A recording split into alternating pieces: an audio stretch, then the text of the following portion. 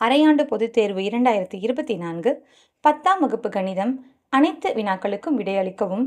A = 1 2 3 4 5 B என்ற கணத்திற்கு 1024 உறவுகள் உள்ளது எனில் Bயில் உள்ள உறுப்புகளின் எண்ணிக்கை 3. A, 8, 6, B ஆனது ஒரு சமணி சார்பு எனில் A மற்றும் B மதிப்புகளாவன முறையே 8, 6. ஒரு கூட்டுத்தொடர் வரிசையில் 31 உறுப்புகள் உள்ளன. அதன் 16வது உறுப்பு m எனில் அந்த கூட்டுத்தொடர் வரிசையில் உள்ள எல்லா உறுப்புகளின் கூடுதல் 31m. F1 = 1, F2 = 3 மற்றும் Fn = Fn-1 + Fn-2 என கொடுக்கப்படின் F5 ஆனது 11. x⁴ + 64 முழு வர்க்கமாக மாற்ற அதனுடன் பின்வருவனவற்றுள் எதை கூட்ட வேண்டும்? 16x². ஒரு நேரிய சமன்பாட்டின் வரைபடம் ஒரு நேர்க்கோடு ஆகும்.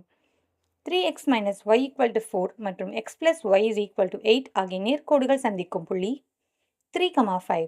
y அச்சில் அமையும் புள்ளி A இன் செங்குத்து தொலைவு 8, x அச்சில் அமையும் புள்ளி B இன் கிடைமட்ட தொலைவு 5 எனில் AB என்ற நேர்க்கோட்டின் சமன்பாடு 8x + 5y = 40. ஆரம் 5 cm மற்றும் சாய் உயரம் 13 cm உடைய நேர்வட்ட கூம்பின் உயரம் 12 cm. இடைக்கண்டத்தை ஒரு பகுதியாக கொண்ட ஒரு கூம்பின் உயரம் மற்றும் ஆரம் முறையே h1 அலகுகள் மற்றும் r1 அலகுகள் ஆகும். இடைக்கண்டத்தின் உயரம் மற்றும் சிறிய பக்க ஆரம் முறையே h2 அலகுகள் மற்றும் r2 அலகுகள். h2:h1 = 1:2 எனில் r2:r1 இன் மதிப்பு 1:2.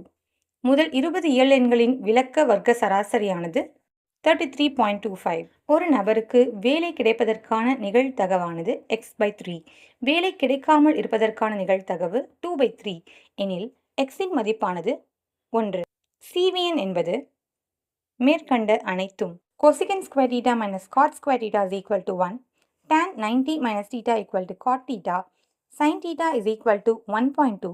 பொதுவாக ஏற்ற கோண மற்றும் இறக்க கோணங்களை கிளேனோமீட்டர் என்ற கருவியின் மூலம் கண்டறியலாம் எனில் பின்வருவனவற்றுள் எது சரி? 1, 2, 4 மட்டும்.